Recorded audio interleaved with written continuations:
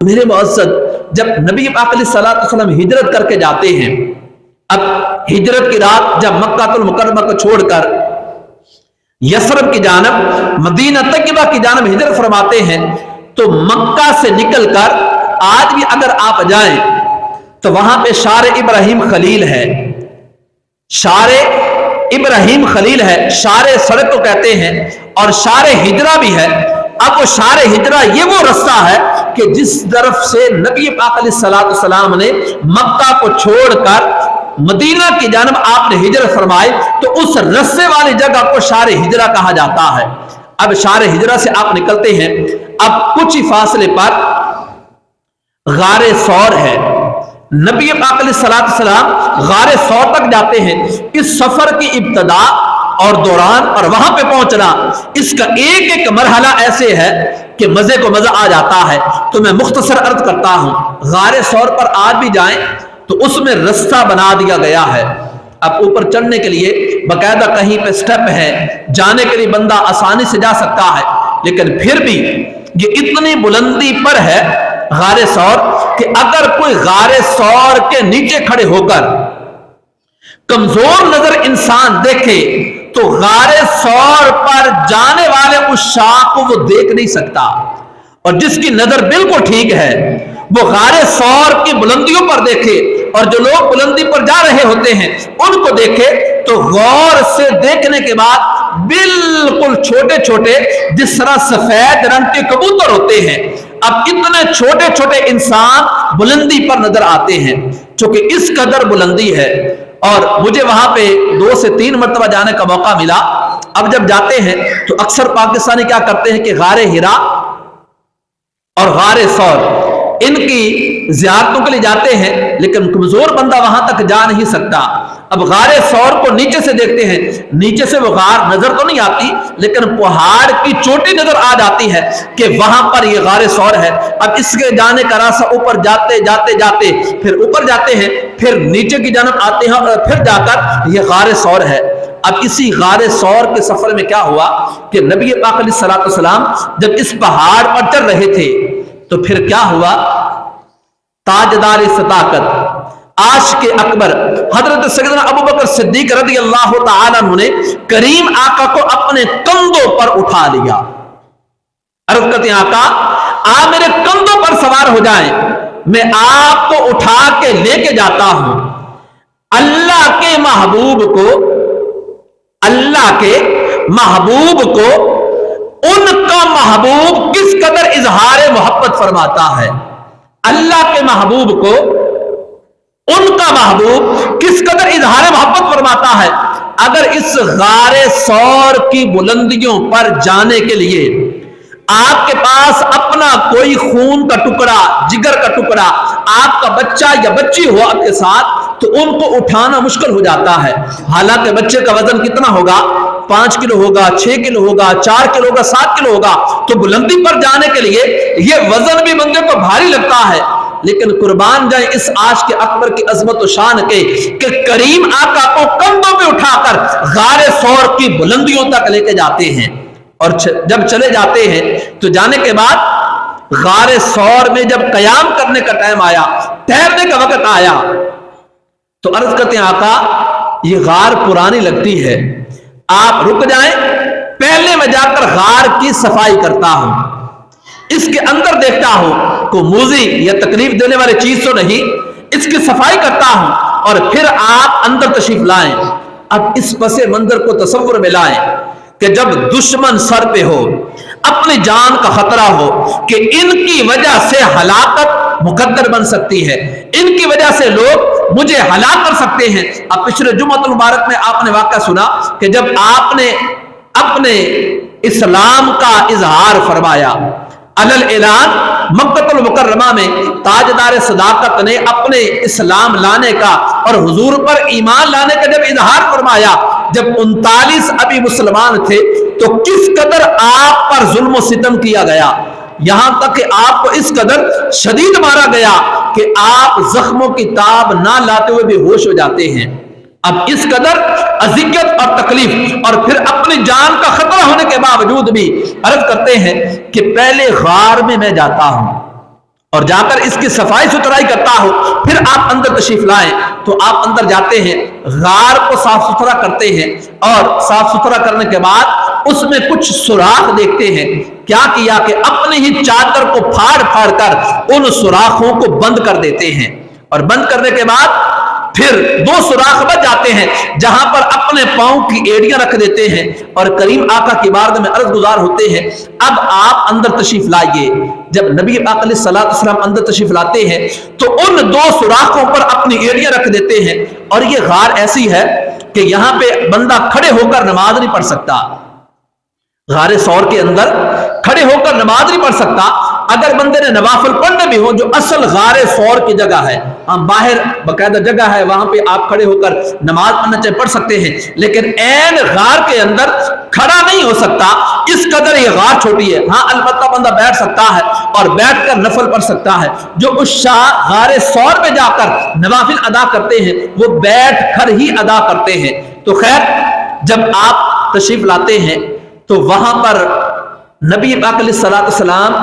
تاجدار صداقت حضرت سیدنا ابوبکر صدیق رضی اللہ تعالی عنہ کی یہ رانوں پر اپنا سر اقدس رکھ دیتے ہیں، اور عرض کرتے ہیں آقا آپ سفر کے اندر تھک چکے ہوں گے، آپ سفر کرتے کرتے تھک چکے ہوں گے، آپ کچھ دیر آرام کیجئے۔ جب کریم آقا آرام فرمانے لگے تو کریم آقا نے جن کی ٹانگوں اور رانوں کو تکیہ بنایا وہ تاجدار صداقت کی ذات ہے۔ آپ کی گود میں نبی پاک علیہ السلام نے اپنا مبارک سر رکھا، اور سر رکھنے کے بعد آپ آرام فرمانے لگ جاتے ہیں۔ اب کیا ہوتا ہے؟ وہی سانپ والا واقعہ پیش آتا ہے کہ کوئی چیز ہے جو غار کے سوراخوں سے باہر آنے کی کوشش کرتی ہے، لیکن ہر سوراخ کو بند پایا، تو اس سوراخ سے باہر آنے کی کوشش کی جس میں آپ نے ایڑیاں رکھی ہیں۔ تو پھر جب ایڑی نہ ہٹائی تو اس سانپ نے ڈسا،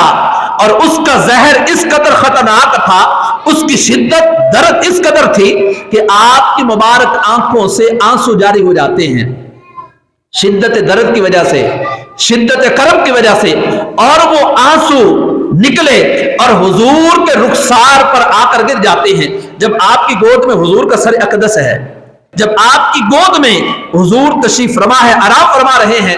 تو آپ کی آنکھوں سے جو آنسو نکلا وہ سیدھا حضور کے رخسار پہ آ کے گرتا ہے۔ جب گرا تو نبی پاک علیہ السلام نے آنکھ کھول کر پوچھا ابوبکر کیا ہوا، کیا پرابلم، کیا مسئلہ، یہ آنکھوں سے آنسو کس وجہ؟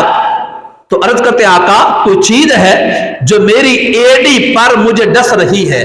اب اس کی شدت درد اس وجہ سے ہے کہ جس کی وجہ سے میں نے آپ کو مناسب نہیں سمجھا جگانا، لیکن وہ درد اس قدر ہے کہ میری آنکھوں سے خود بخود آنکھ کو چھلک آئے۔ قربان جائیں تاجدار صداقت کے ان آنسوؤں کے، آپ کی ان آنکھوں کے، آپ کے ان مبارک ہونٹوں کے، اس مبارک چہرے کے جو غار ثور میں آپ کا دیدار کرتا رہا، اور ان آنسوؤں پہ ہماری نسل قربان جو آپ کی آنکھوں سے نکل کر حضور کے رخسار پر آ کر دو قطرے گر جاتے ہیں اور حضور بیدار ہوتے ہیں۔ تو پھر آپ نے فرمایا کہ اپنی ایڑی ہٹاؤ۔ جب ہٹائی تو اندر سے ایک سانپ نکلتا ہے جو اپنی عقیدتوں اور محبتوں کا اظہار کرتا ہے۔ جب تاجدار صداقت رضی اللہ تعالیٰ عنہ نے عرض کی کہ آقا کسی چیز نے ڈسا ہے، اور پھر حضور کے حکم پر آپ نے ایڑی ہٹائی تو وہاں سے سانپ نکلتا ہے، اور وہ اپنی عقیدت اور محبت کا اظہار کرتا ہے، اور عرض کرتا ہے میں ایک عرصے سے آپ کے دیدار کا مشتاق تھا، آپ کا دیدار کرنا چاہتا تھا۔ جب آج آپ قریب آئے تو اس اپنے جو سوراخ ہے ایک کو بند پایا، دوسرے کو بند پایا، اور جب اس پر آیا تو اس میں کوئی انسانی جسم محسوس ہوتا ہے۔ میں ڈنگ مار کہنا کا ارادہ نہیں رکھتا تھا، لیکن آپ کے دیدار اس قدر شدید اور اس قدر اشد تھا کہ آپ کے دیدار کے بغیر میں رہ نہیں سکتا، اس وجہ سے باعث مجبوری میں نے آپ کے غلام کی ایڑی پر ڈسا ہے۔ اور پھر وہ اپنا پیغام محبت حضور کی بارگاہ میں پیش کرتا ہے۔ اسی واقعہ کے اندر غار ثور کے اندر اگر دیکھا جائے ثانی یسنین اذ ہما فی الغار، یہ सान यसनैन हुजूर के साथ दूसरे का नंबर आया, यानी सान यसनैन एक वो हुजूर की जात और सान यसनैन इदहुमा फिल गार, एक वो जो उनके साथ दूसरा साथी है। तो यहां पे उलमाए मुफस्सिरीन बयान फरमाते हैं कि अल्लाह करीम ने सान यसनैन का ये जो लफ्ज कुरान में बयान कर दिया कि नबी के बाद अगर कोई इनका सबसे पहले खलीफा होगा तो वो ताजदार सदाकत की जात होगी। इस वजह से कुरान पाक में फरमाया सान यसनैन। और कुरान करीम बुरहान रशीद की इसी आयत करीमा में इज़ यक़ूलु लिसाहिबी के अल्फाज आए हैं। किसी और सहाबी को ये इजाद हासिल नहीं कि जिनको हुजूर का सहाबी कुरान बयान फरमाया हो। उनकी अजमत और शान इसका इनकार नहीं, उनकी अजमत और शान बहुत ज्यादा है, लेकिन जिनके बारे में इज़ यक़ूलु लिसाहिबिही कि आपके जो सहाबी हैं जिनको ये इजाद और मुकाम मर्तबा मिला वो ताजदार सदाकत की जात है। नबी करीम रऊफ रहीम सल्लल्लाहु अलैहि वसल्लम ने इनकी अजमत और शान को अपने अहादीस तय्यबा के अंदर 12 मर्तबा बयान फरमाया। मेरे मुअज़्ज़ज़, यही गार सौर के अंदर एक तवील वाक़या ये है कि जब कुफ़ार इस गार के करीब आ जाते हैं, उलमा मुफस्सिरीन लिखते हैं